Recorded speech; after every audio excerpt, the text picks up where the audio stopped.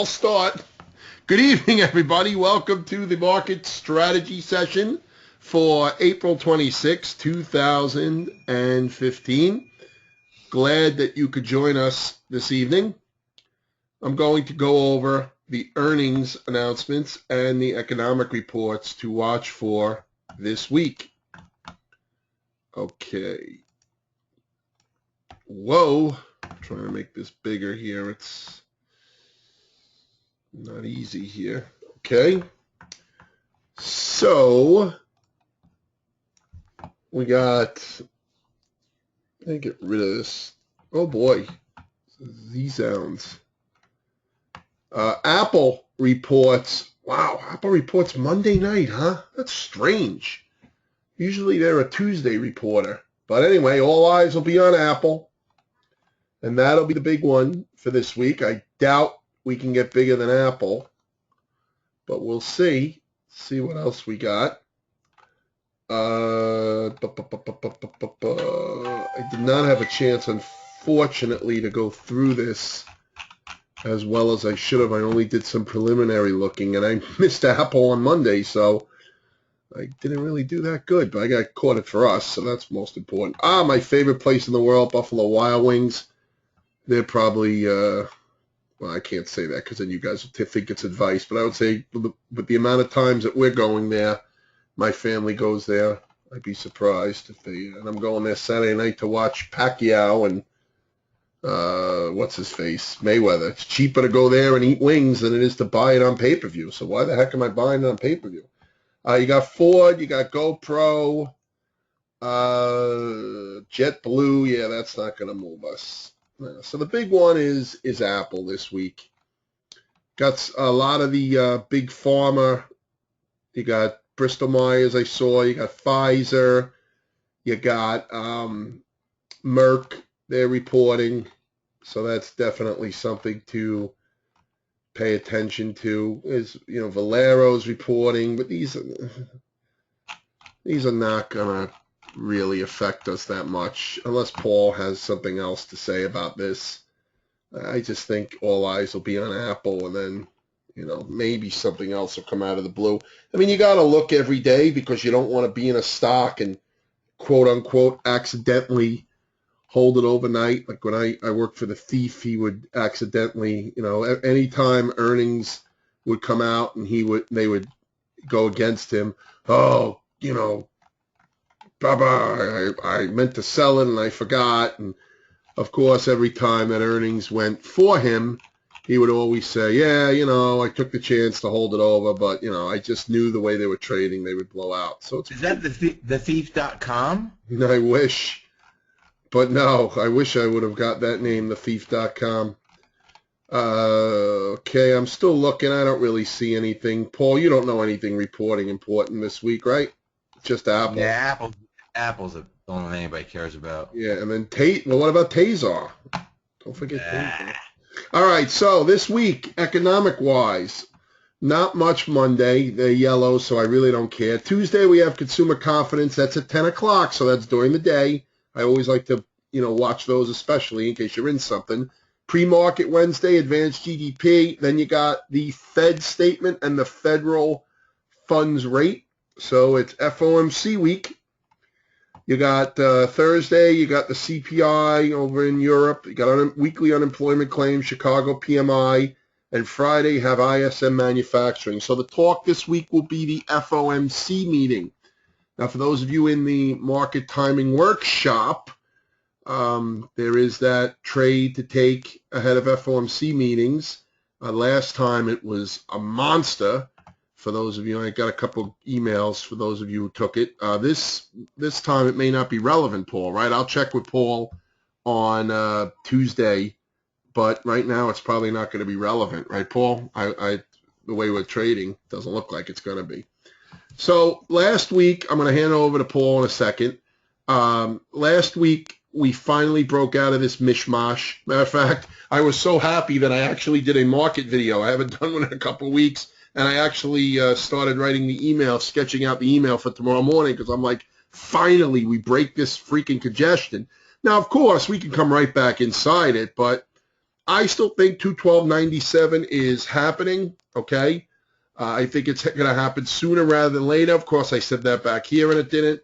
I do not think a big pullback can happen until we hit 212.97, but just understand me. I am not calling for a big pullback once we hit 212.97. It's not the same thing. I'm saying that I don't think we could pull back until the NASDAQ hits all-time highs, which Paul will talk about. They're saying it's already at all-time highs. It's not. It's at all-time closing highs or whatever. But I do not think that we can get a significant pullback until the SPY hits 212.97 at least, and until the NASDAQ hits an all-time high. Now, the NASDAQ hitting an all-time high is one decent day away, not even a good day, just a decent day. It's only, 0.72% away now? So it's nothing. Now, the Qs are different. They're about 9% away, but, one step at a time. Also, this week ends the best 6-month period for the market. Okay, it's very, very well-known trend of sell in May and go away. So Paul, I assume, is going to talk about that too. That is not just a snap your fingers, it's May 1st sell kind of signal, okay? It's a background. It's a seasonal. Does it carry weight? Well, the stats don't lie, all right? We are finishing up the best 6 months, and we are starting the worst 6 months. And historically, for, I guess, 100 years, Paul? I mean, it's got to be a long time. The best 6 months have significantly outperformed the worst 6 months. So it's not just an aberration or something that is, here today, gone tomorrow. It's been working, but that doesn't mean that it's a signal in and of itself, all right? So Paul's going to talk more about that. I will be back to get your questions. And by the way, yesterday was Paul's birthday, the big 6-0 for Paul. Don't forget to wish him a very happy birthday. I'm sure he had a great time because his kids and his wife are very nice to him. So I'm sure he had a wonderful birthday. So don't forget to wish him a happy birthday. And now I am going Before you go, I need a favor. What? Can you take some stock questions, because my kids are going to surprise me with another birthday cake in about a minute. So I want to go. Okay. You know what? What you want to come back at 8:30? I'll just go right to 8:30. Well, why don't you start stock questions? That's what I mean, but I'll go right to 8:30 with stock questions. That's fine. Take it from there. Okay, all right, we're doing stocks first. No, he's really not 60. He's not 60. I was just kidding. How old are you really, Paul? 48? It's the 10th anniversary of my 39th birthday. Oh, 49. Yeah, he's only 49. His father's like 80 and looks younger than him, though. So 82, 81, 82, something like that. Yeah, his father's 82 and looks younger than him, although he wouldn't go to the deli and eat pastrami sandwiches with me. So, even though I like his father, he's not, he's not in my top 5 because he wouldn't go to the deli with me. But that's why he's 82 and looks like he's 50, because he doesn't go to the deli with me. I went to Katz's today to pick up food for everybody, and I got a Chinese chicken salad. From there? Yeah. Why did you get the pound pastrami sandwich? I am so pissed. When I went up to that deli. Katie got a pastrami Reuben. Yeah, when I went to that deli, I ordered without looking all around. They have a contest about eating a pound pastrami sandwich, and this was back then when I could do it. And I was so pissed because I was like, how did I miss this? I would have been immortalized at this place. I could have done that standing on my head back then. No, I don't put mustard on my sandwiches, Scott. That's an amateur. I put coleslaw and Russian. Anyway, give me your stocks. I'm going first tonight, so I'm going to 8:30. All right, 8:30. All right, go ahead. I'm going to 8:30, so it's all yours. Just give me the stocks. We'll look at them. Go ahead, start listing them. Start going. Just go. We got till 8:30 now. 20 minutes. Keep going. Go. Keep going. I'm going to check my Gmail while I'm waiting, and then we're going to go. Only going to be a minute, though, just so you guys can feed the queue with stocks, and then I can look. No, keep going. Just keep loading up the queue. Believe me, it only takes me 20 seconds a stock. So, 3 stocks a minute. I got 60 stocks to go through, and I'll probably do them in less Because you know half the stocks are going to be like, looks strong, but it's overbought. Looks strong, but it's overbought. Looks strong, but it's overbought. And I can't help it. That's just the way the market is, you know. It's not my fault. It's the way the market is. Okay, there's the cues while we're waiting. One couple more seconds, and then I'll start, and then I'll ask for more after I go through these. I mean, look at this. I will tell you, though, we got to be careful with this. It was Paul's 49th yesterday, but Paul did make a grand statement not even 2 years ago where he said, we will not see the NASDAQ again NASDAQ at highs in my lifetime. That's a very bad thing to say, Paul. You're in a lot of trouble. So hopefully the NASDAQ doesn't make it there, because you never know. All right. Everybody can see my chart. Everything looks nice, right?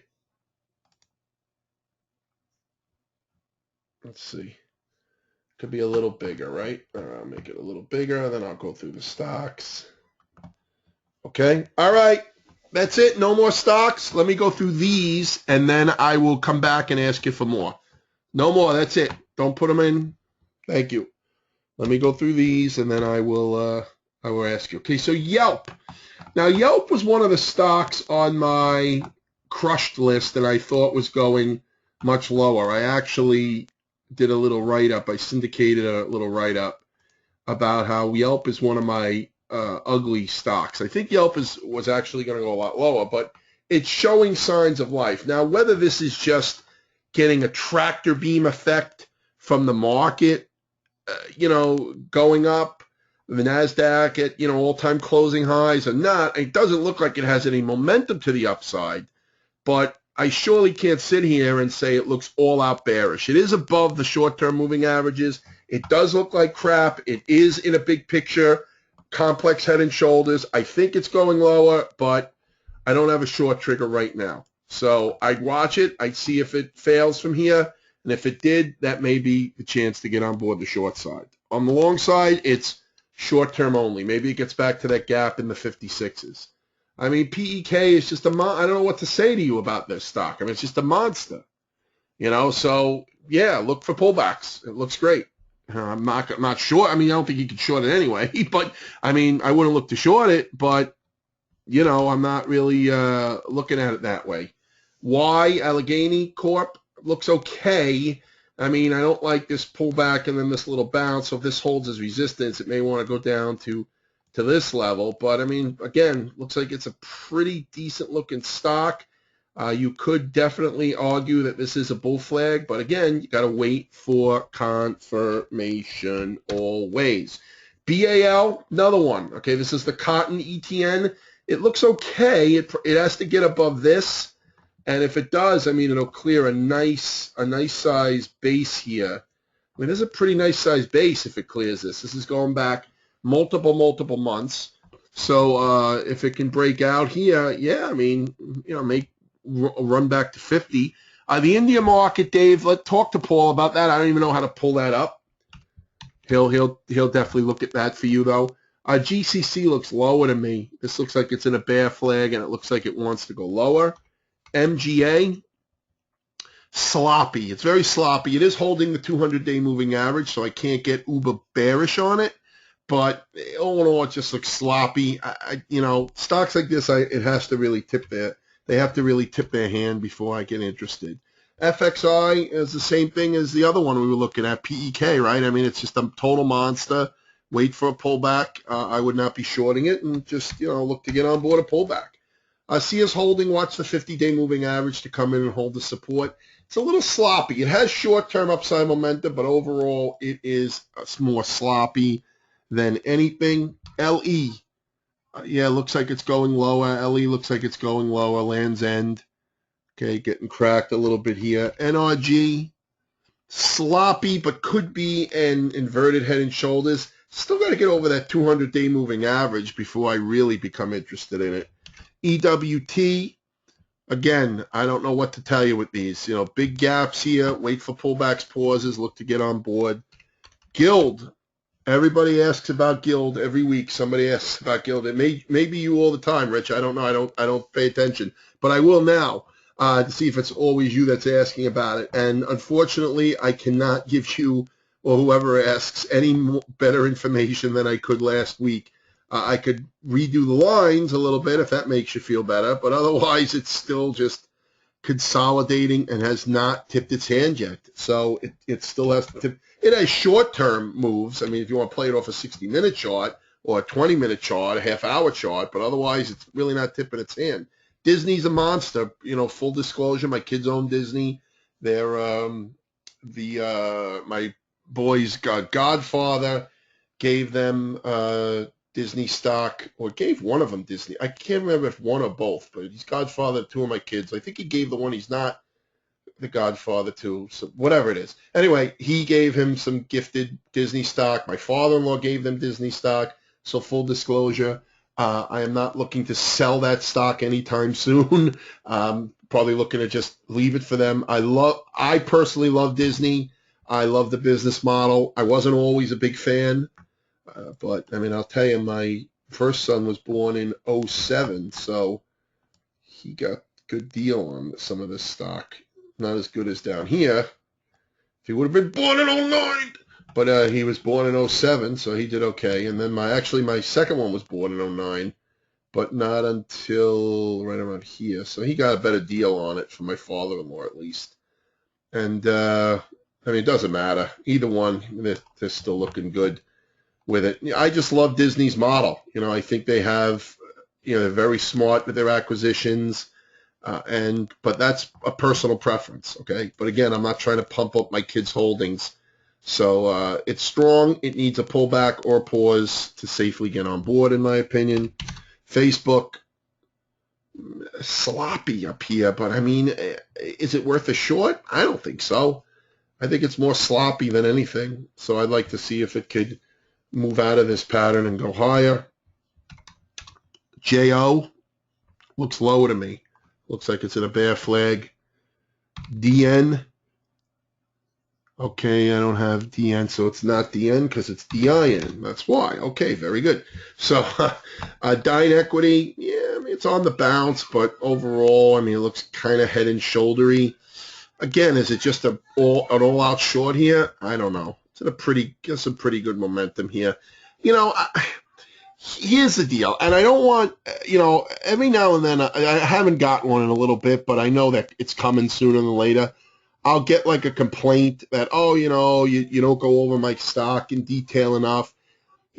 Here's the deal. I try my best, but I can't make lemonade out of rocks, right? I just can't do it.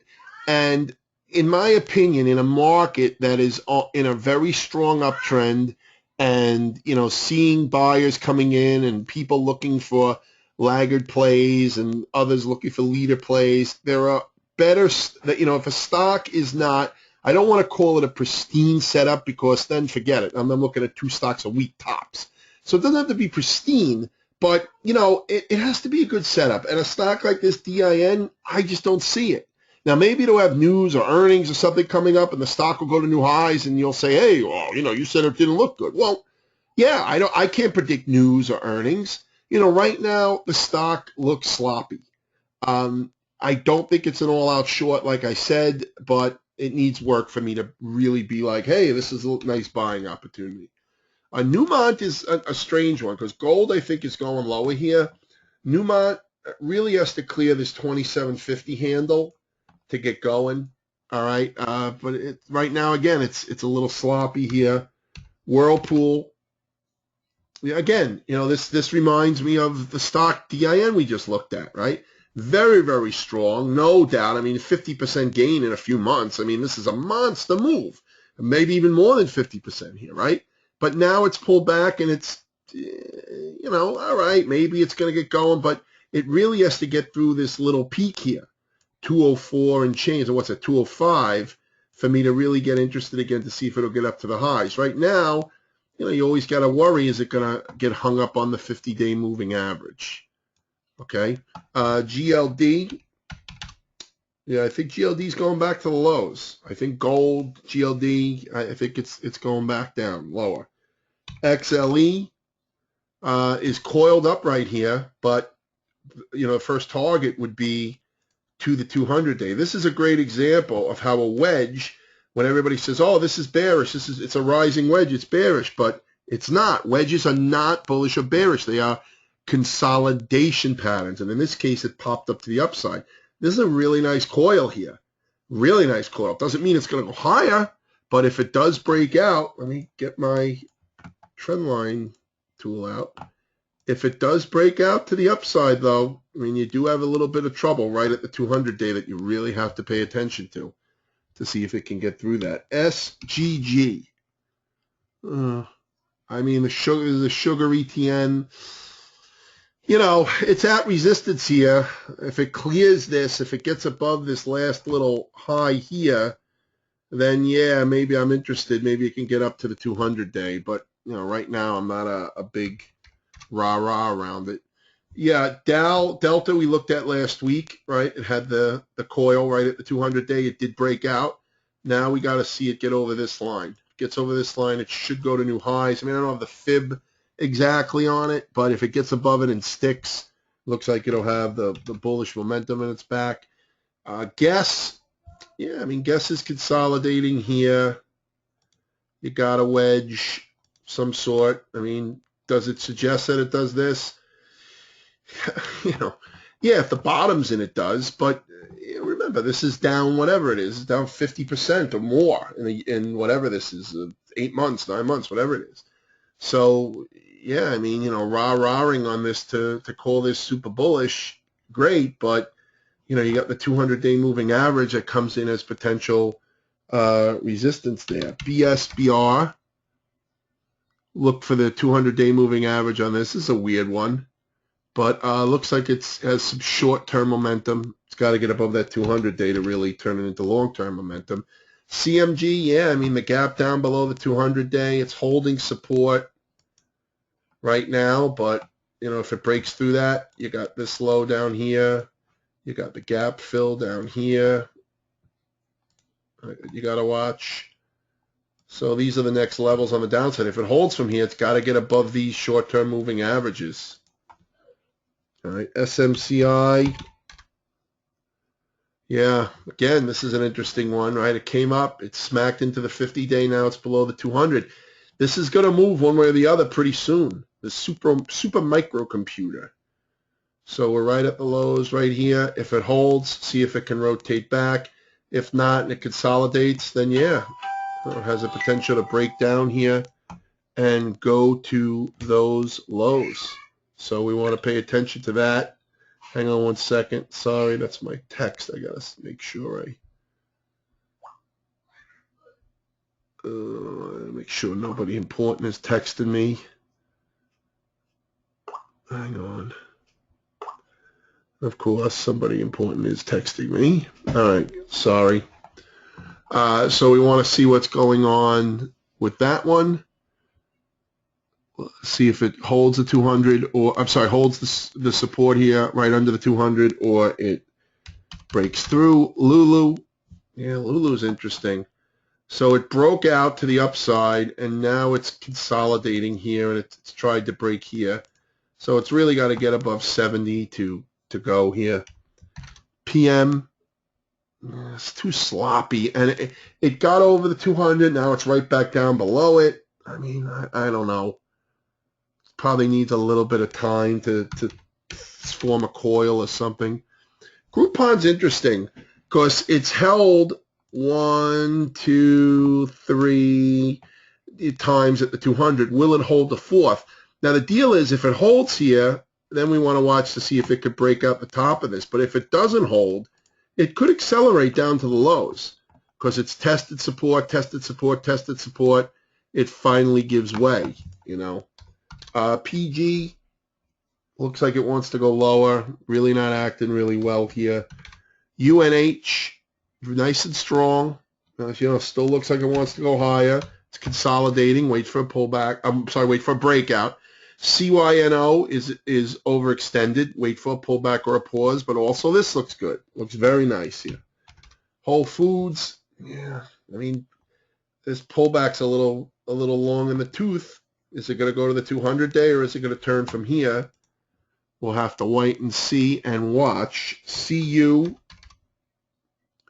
watch the 200-day moving average, see if that comes into play. ED, nice push over the moving averages, see where it goes from here. LGF, 50-day moving average held for now. See if it can go higher.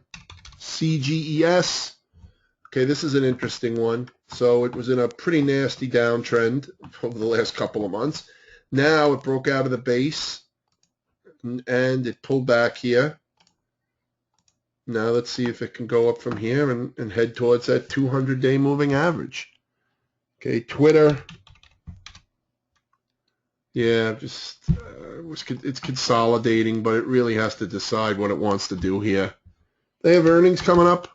Or did they already have earnings? I don't even know. Home Depot looks nice. I mean, this looks like it's in a bull flag. Not the sharpest looking flag, but I mean, this is what it's supposed to do. It's supposed to consolidate here. Okay, LNG, consolidating. I mean, again, this is what you want to look at, but you want to wait for confirmation that it's breaking out here. But it looks okay. EXAS, this is sloppy. Boy, this thing's sloppy. It's going to move one way or the other, but for now, it's just in this sloppy. Let me change this. Just in this sloppy consolidation here. All right, Apple.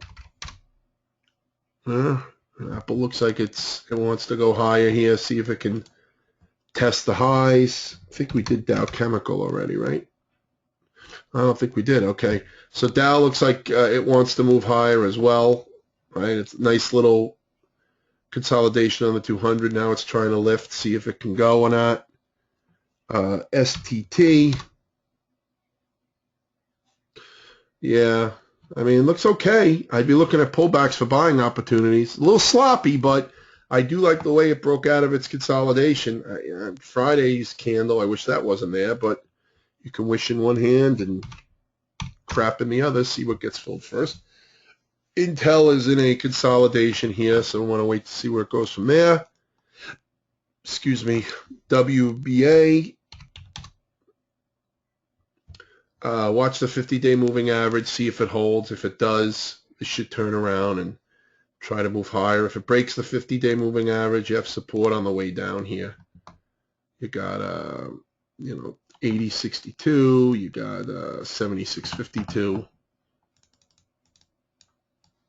Okay. All right. So a couple of questions here. Tiny, what's more important, in your opinion, the Q or the composite? Yeah. I know, Dimitri. I agree with you. I mean, composite is less than one. It's like 0.7% away from all-time highs. NASDAQ the Qs are 9%. The Qs are supposed to be best of breed. They're supposed to be the best 100 NASDAQ stocks. They're supposed to be the most influential. They're supposed to be the most important. Are they? I don't know. Right? I mean, the problem is everything is always slow in the market to adjust. It's funny for something that works so quickly off of news and off of, and you think is so fast moving, the indexes don't get updated that quick. So yeah, right now is the QQQ, in my opinion, the best of breed? Yeah, I would say it was. I think it's more important, but it doesn't have to hit all-time highs. Let's go back a little bit here. I want to show you something. We could have done it on the Qs too, but let's go back. I want to show you. Hold on. I guess I'm not going to show you. Okay, so here it is. So if you see back here when the top was put in, okay, the NASDAQ 100 did not make a higher high or a matching high in 2000. Now, I think the comp might have, but I may be wrong there too. So let's look at this. No, okay, the comp didn't do it anywhere, right? What did? Didn't something do it? Maybe the old value line did. I mean, in September of 2000? Yeah. Didn't one of them make it? And that's why it was like a big... Oh, okay. Well, here the S&P came close. Right? S&P came a lot closer. Right? The S&P came a lot closer. And didn't the Dow... I don't think the Dow did, but I could be wrong. No, this is all screwed up because the Dow, yeah. It doesn't matter. Anyway, the NASDAQ 100 I thought was the most glaring divergence back then. I don't remember. Maybe, it was a long time ago, unfortunately, getting older. But, I mean, where do you put your weight, Paul? Do you put your weight in the NASDAQ 100 or the composite? No, I put it all in the 100. Those are the 100 largest non-financial stocks on the NASDAQ. It's been a little bastardized over the years because companies that would traditionally list NASDAQ have gone New York, and it is not the same. You don't have the same separation that you used to have. So that's why the current NASDAQ 100 isn't as cutting edge and high tech and cool as the old NASDAQ 100 was. Yeah, it's the NASDAQ 100 is the... So wait, the NASDAQ 100 isn't as cool as the composite isn't as cool? No, the current NASDAQ 100 is not as cool as it used to be because listing has changed so much, where you list your company. Right. Like, it used to have a lot of cachet to list on the NYSE, but now, nobody cares anymore. I mean, there is NYSE, there's nothing going on down there anyway.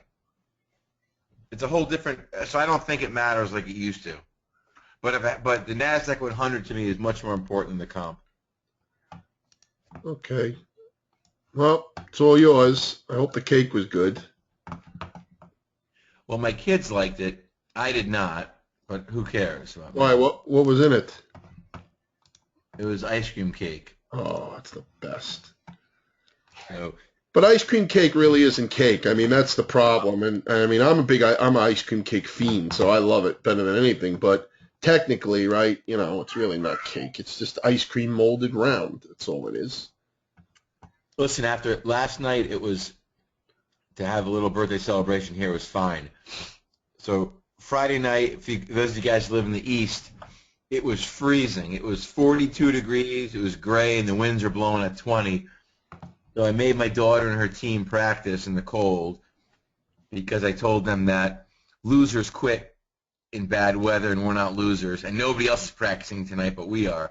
So we practiced Friday night in the cold. Then we came out Saturday morning. It was 38 degrees and sunny, and we practiced yesterday. Then I had to run my 7-year-old's baseball practice, and then all I wanted to do was sit on the couch and have a drink and nap.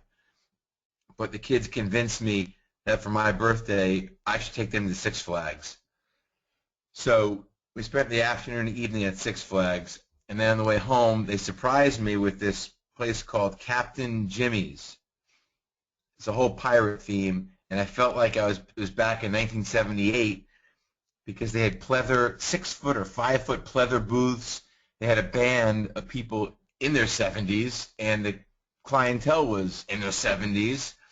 And for a seafood place, the way I asked the waitress, "What's the best thing on the menu?" and she said, "Definitely the burger." So I said, "You're a seafood place." She said, "Yeah, but all our seafood is frozen." So it was it was actually an awful dinner. The only good thing about it was they had creme brulee milk stout. So I had a good drink. And then my whole family fell asleep at the table. And on the hour and a half ride home last night. So in any case, welcome to Sunday night. January 1 of 2015, I made one resolution. That was I was going to spend a lot more time with my whole family together. So the last 2 days definitely qualifies between my birthday celebration and then today we spread 10 yards of mulch, clean the garage out, and what else do we do outside? Oh, and we cut trees down. So definitely qualified as time with the family. I hope you all had a good week. It's not that exciting in the market as I open a piece of Laffy Taffy, banana, of course, because I don't love ice cream cake. All right. I hope you all had a good week. Let's see.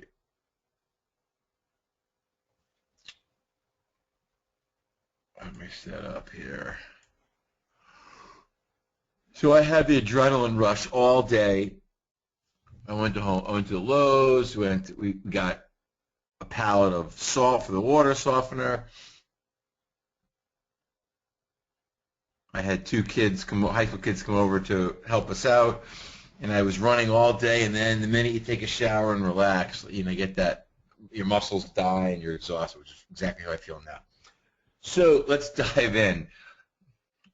Last week, the Bulls clearly won, which is good because we've been bullish, but it wasn't a resounding victory, and I think the market's been somewhat boring and a little more difficult.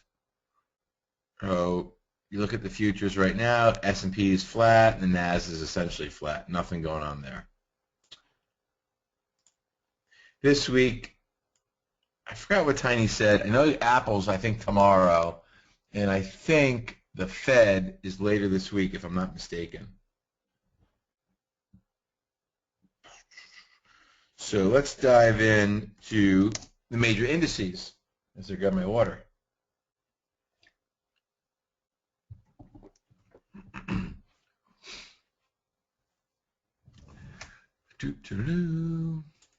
Okay, so here's the Dow, and here's our week. 1, 2, 3, 4, 5. We had a little upward bias, but we remain in this trading range and this whole big trading range. There is nothing going on. So if you're a momentum player and you're buying strength and selling weakness, you're having a very tough go of it.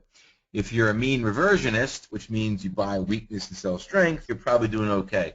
But there is nothing going on in the Dow or most of the major indices. I'm not going to spend any time on it and try to create something that's not there.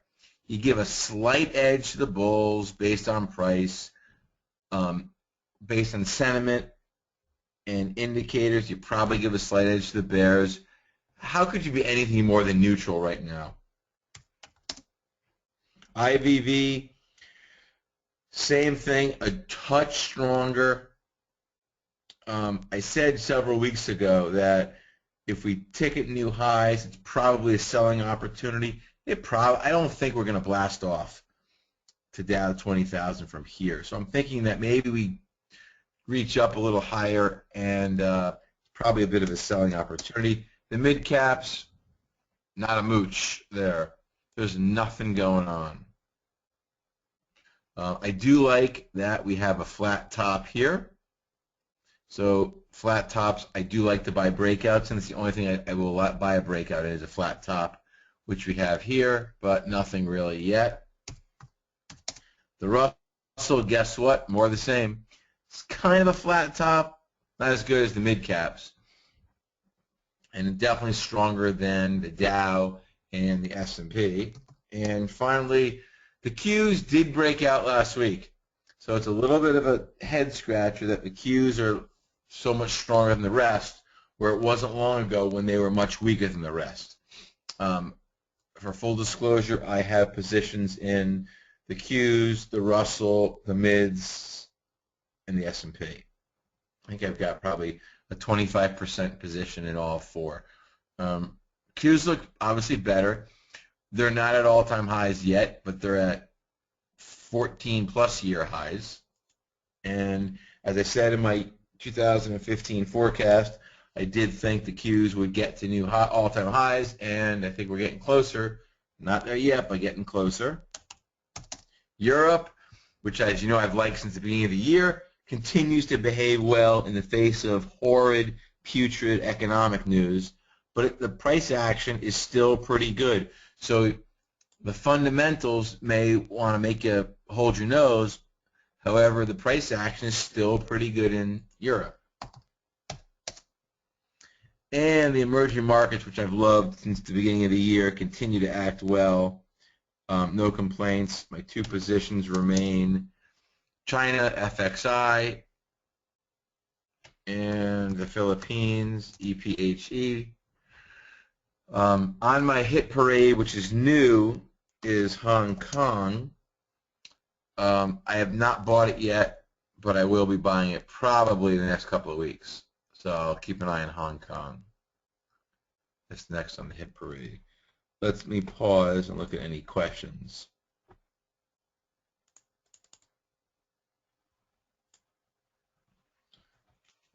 My Laffy Taffy was sitting next to my computer, so the heat sensor blew all over it, and now it's kind of mushy. It's stuck to the paper. So that's not so good. No, I can't get the wrapper off. Okay. Let's see what we got. These are all tiny questions. How come the Russell has a completely different look than all the others? Johanna, it doesn't. This is good. Laffy Taffy. There's the Russell, Johanna. Flat top, rising bottoms, triangle. Mid caps, flat top, rising bottoms, triangle.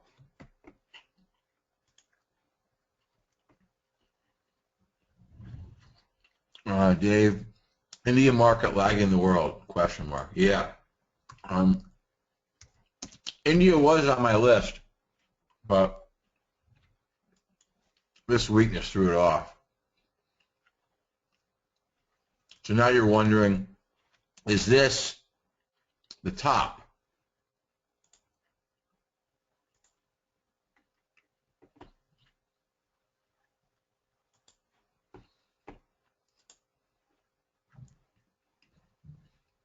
It certainly looks like India's heading down to 20 bucks. Not a good decline in here. We got double top, sloppy, whatever you want to call this thing. I'm sorry, Laffy Taffy got stuck to my teeth. This is not a bullish pattern. Lower lows, lower highs, definitely neutral to bearish.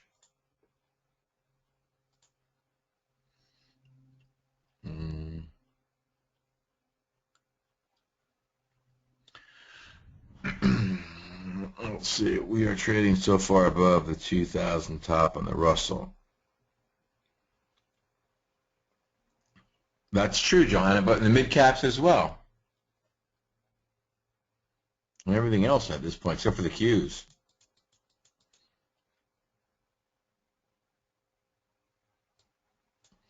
Hong Kong is EWH, Edward William Harry.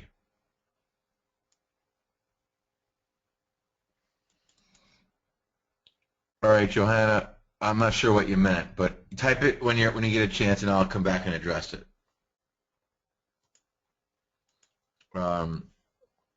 Key sectors, banks. Hard to say anything more than it's pretty neutral. Now, I do think the banks will resolve themselves higher, but there's nothing that says they're going to resolve themselves higher beginning right now. So it's neutral, but I think longer term it's going to be pretty good. The trannies kind of get off the mat again. I love all the idiots. Look at this.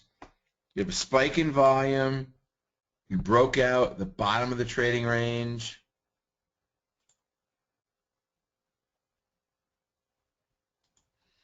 I mean, look at how many idiots sold right here. There's your spike in volume. And they start to move it to the upside again. Knuckleheads do that. Oh, shoot.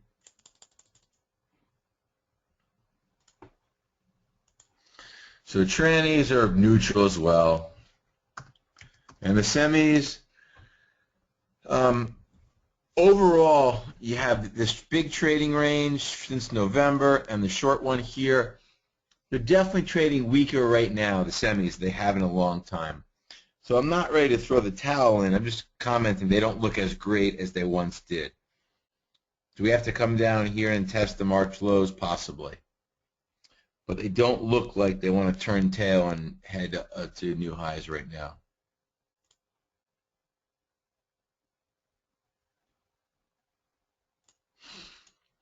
Rest of the sectors,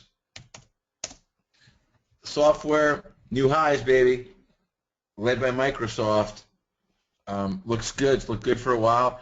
Another flat top. 1, 2, 3.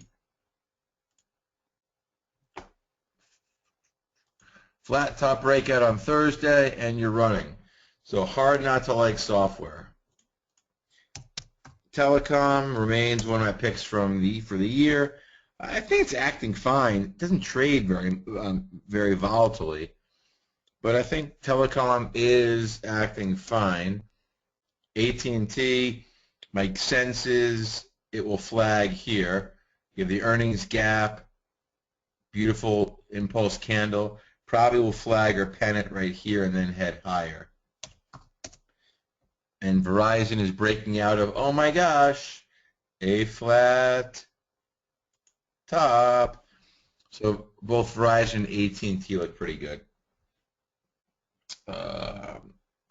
XLF, diversified financials, a little weaker than the banks. Banks are a little stronger, but they're okay. If you want to play a financial, I think you're better off playing KRE than XLF. The consumer, which is led this year, consumer discretionary. Oh my gosh, guess what we have, folks? Another flat top breakout. Boom. And the consumer's off and running. The consumer is so important to the market, and the world keeps leaving the consumer for dead, but the consumer hangs in pretty tough. XRT, the retailers, were a little weaker than the overall sector. Now, I'm sorry, they were a little stronger. Now they're a little weaker, but they're still fine. Flat top here again. I'd rather play XLY than XRT right now. And XHB, which is the home builders, which is one of my picks of the year. I like them. I'd own them right now. I think they look fine. XHB or ITB. Actually, I'd rather own XHB.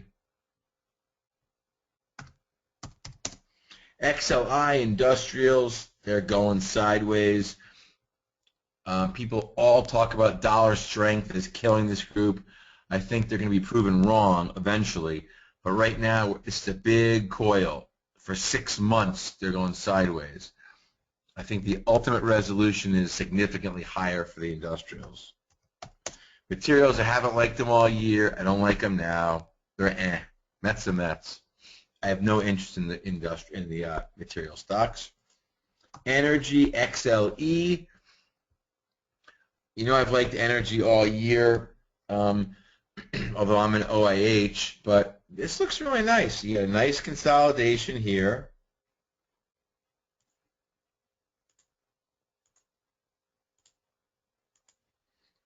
So the ultimate resolution, I've been talking about it all year long, that my goal would be to see this gap closed. And we are certainly winding up to reach up and touch the 200-day and close the gap. Still like energy, still like OIH. So I have the same position. I haven't changed it, so I've added. And my ultimate target is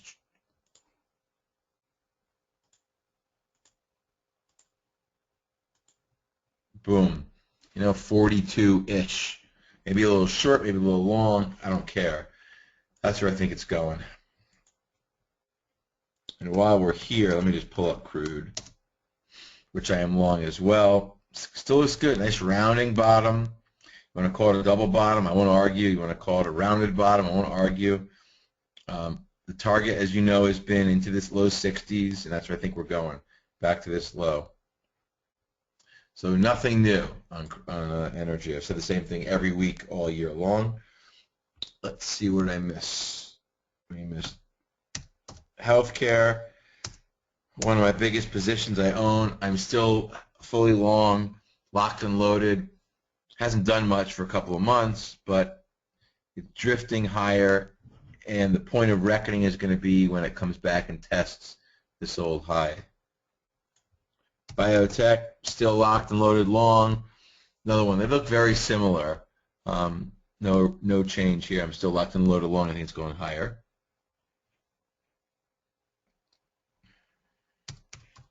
REITs on the defensive front have stunk up the joint, and no reason to reach out and buy a REIT right now.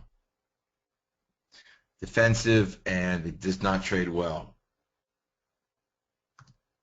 XLP, the consumer staples, the Procter & Gamble's, Colgate's, etc. It's been dead money since November, and there's still no reason to buy it right now. I don't think it's going to lead unless the economy gets a lot weaker, which I don't think it's going to. I actually think the economy is going to step up and strengthen Q2 and Q3. Man, that was good Laffy Taffy. And finally, utilities, also one of my sector picks for the year, has stunk up the joint. It's hard to love it right now. You could say that, you want to really be bullish, you got to consult.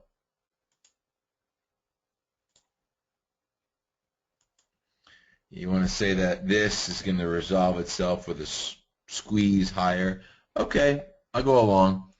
But right now, it's not trading well, and they're not leading.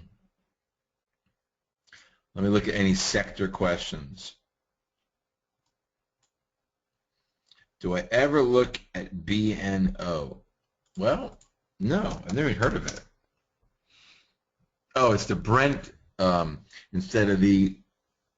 it's the Brent crude oil ETF instead of the West Texas Light Sweet. I have never looked at it. I guess there's no volume in it. No, not bad. Probably averages 175,000 shares. Joe Joanna, I have never looked at the BNO. Looks like it's a little, well, it was a little stronger at the bottom, but it's a little weaker overall. So I have not looked at it. I don't want to pretend and call and make comments that I can't back up. Any other sector questions before we go on to the rest of the stuff?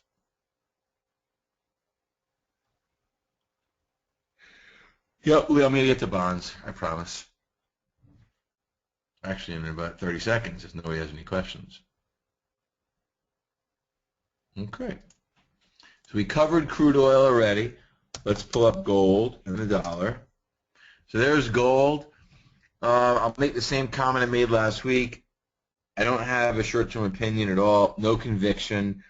I think intermediate term it's going sub 1,100, maybe sub 1,000. No interest in gold at all. None. Not a zilch. Silver either. Don't love silver. I think it's going sub 14, maybe sub 13. Intermediate term. No interest in silver either. And the GDX, I do not own. GDX is hanging in better than the metals. And here, the interesting thing is, after it collapsed, it spent 2 months rallying back to close this gap. Oh my gosh. Technical analysis actually worked. So it came back and filled the gap, and it looks like it's rolling back over the downside. It may be a little premature to say. We'll see what happens this week, but I don't love it anyway. The dollar is remaining in its trading range. So everyone was bullish all the way up, so they did a good job. And then I love this trading range that worked off the bullishness. And then we got this one last short squeeze. Everyone hopped on board this dollar rally, and now it's done. So intermediate term, the dollar probably remains in a trading range. I don't think the highs are in the dollar, but for the time being, we're going to work off some pretty positive sentiment, a little too bullish sentiment.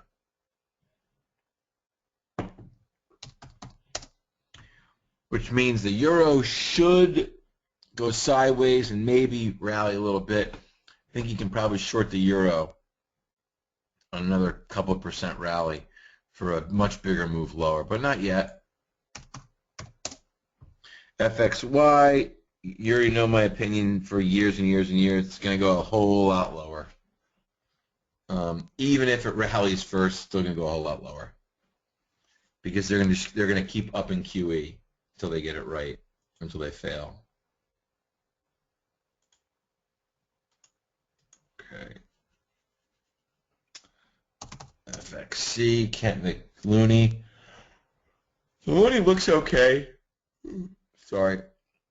Probably has some more upside left in it. Looks okay. Bonds. I remain long TLT. It was not a good week, but I remain long anyway. It's falling out the bottom of this trading range. Thursday and Friday, Mets the Mets, but Wednesday was a really crummy day. So see what happens this week. I am lukewarm long. No change in my thoughts in the yield, 10-year yield, 230 on the upside, 150 on the downside for 2015. That's all I have to say on that.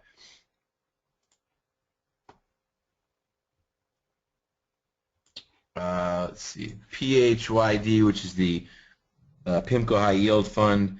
It's not one of the funds I'm long, but I am long high yield in size. It's trading going sideways, but I think it's got another leg higher to go at high yield. JNK, I remain long.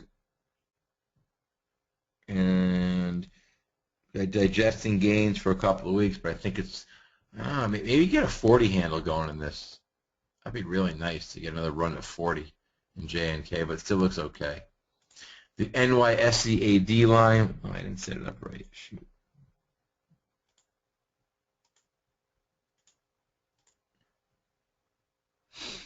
There you go. So every week I ask the same question. What is so special about this chart right now? NYSEAD line, what's so special?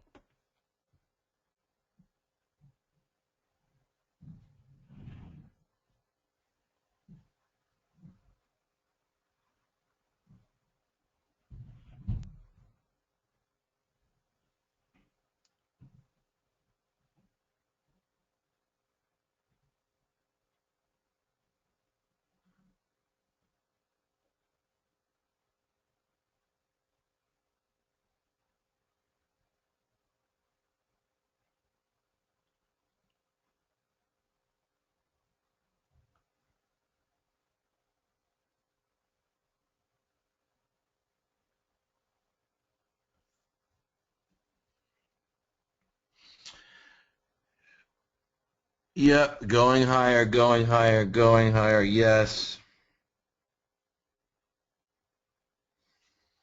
The key is this. One key is bull markets do not end historically with the AD line making an all-time high. We could go down 10%. We could probably go down 20%. But bull markets have never ended, to my knowledge, with the AD line at an all-time high. Okay? That's what's so important.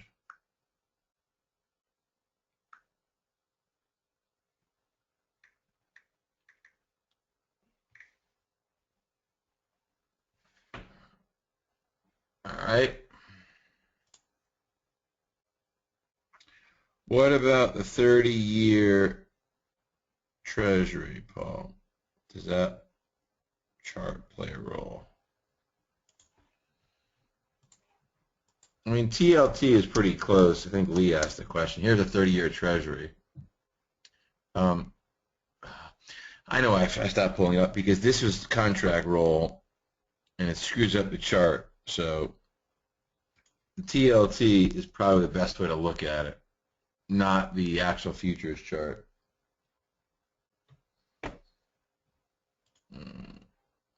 2008 in the AD line. The AD line in '08 peaked in the spring of '07.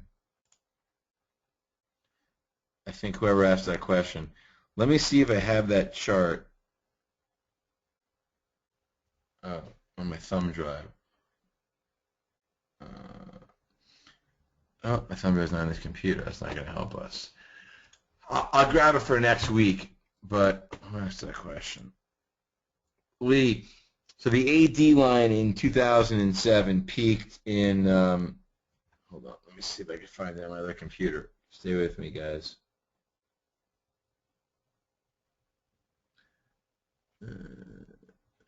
I think I have it over here, AD line. In 2007, the AD line peaked on June 1st. The S&P peaked in the middle of October. So you had a 4-month lag before the bear market officially began.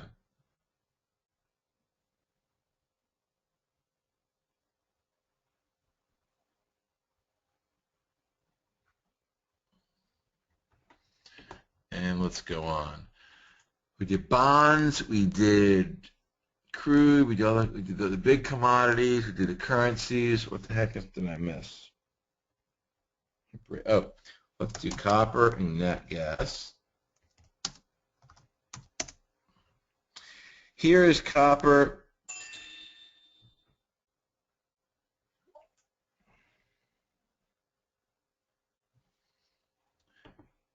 Ever since these two reversals, it's really hard to get excited. You had another reversal early last week. We're bouncing back now. To me, it's a pair of twos. It's fine. Not great, not bad, nothing. Natty gas we haven't liked for a while, but smart money, I think, is at record longs here. So you got to look for a bottom in natural gas shortly. And what else? Zinc. If you guys can find me the symbol, I'll pull it up, but I know nothing about the chart of zinc. You guys are getting too smart for me. I need to go to like remedial class. All right, let's close with the mediocre commodities. See if we get anything going. Here was wheat. It came in last week. Nothing to look at. Friday was a bad day. There's nothing going on. I'm looking for a reversal at some point. Nothing to get excited about in wheat. Here's corn. Friday was a bad day again. Bottom of the range. Maybe this week we'll get the reversals to the upside in corn and wheat. And beans are nothing excited about either. So you got 3 commodities that are boring. You can pretty much ignore them. Sugar, nothing there either that you want to get excited about. So same thing as last week, boring. Cotton, I think cotton, you want to play something? Cotton probably breaks out this week, or at least pokes through the old highs and reverses. But cotton, this is a pretty good day on Thursday in cotton. So that's one you could play to the long side. Cocoa, another one. It probably goes higher. Neither one are perfect setups, but it probably goes higher. And coffee, nothing. Yuck. Stuck in range. I'd sell it up here. I'd buy it down the bottom. Boredom. Nothing going on. All right, so somebody gave FLMZF. No way, FLMZF. That's Aftermath Silver. on my screen. Let me try FL.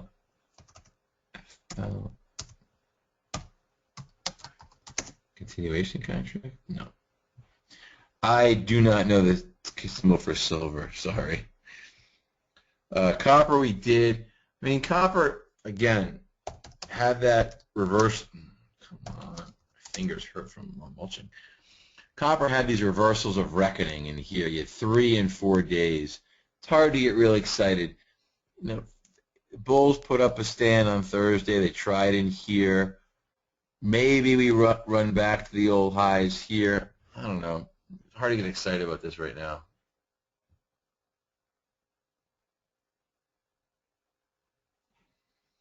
Other questions, comments, concerns? Anything else?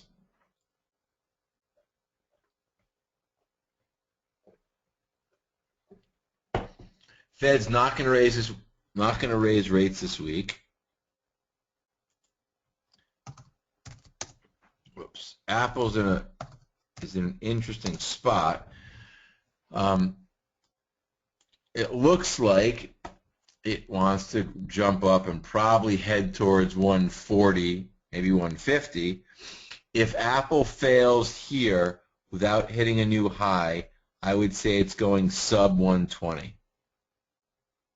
So obviously the earnings are going to act as a catalyst. Would I gamble and play that? Not directly, no. When Tiny says wait for confirmation, what guidelines do you use to determine if there really is a confirmation? Nandita, I'm going to let Tiny answer that question because he and I look at different things. I mean, his confirmation is I probably am more aggressive and jump quicker than Tiny would. And I may play something without waiting for things to set up perfectly. Do you hedge for possible pullbacks?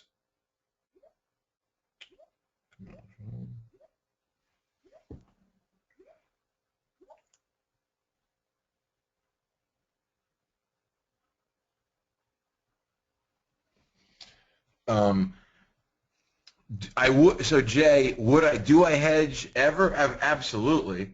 Am I hedged now? No, I'm not. So if I was concerned, I would raise cash, start selling a little bit of the weaker holdings, start selling some holdings that have reversals. If I really love my positions but hate the market, then I may either buy an inverse ETF or buy an inverse mutual fund or buy something that's inverse on an index I don't like. But right now I don't have any hedges. The market's been brutally boring. This is very tough to live through. And you can't overtrade a boring market. You kind of churn yourself to death. So better trading times are ahead. You just got to be patient.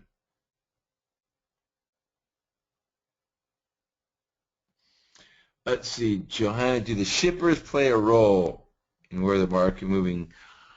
I think the shippers are probably a better indication of international economic activity more so than U.S.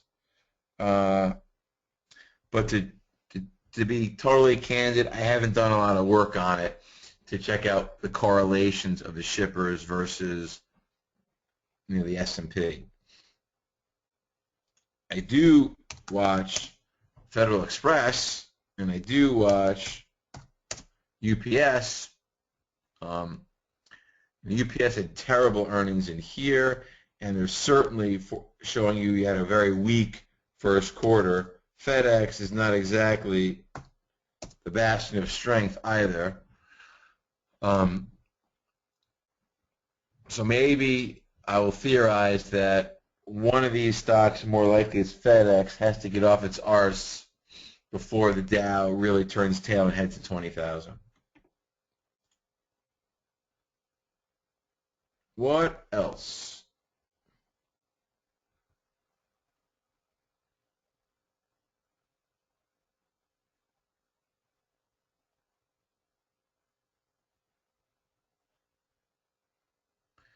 Anything else? TAN, that's that solar ETF. I rarely look at this.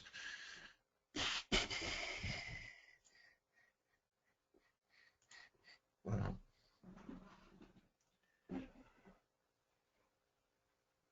Boy, it's been hard to argue with the strength.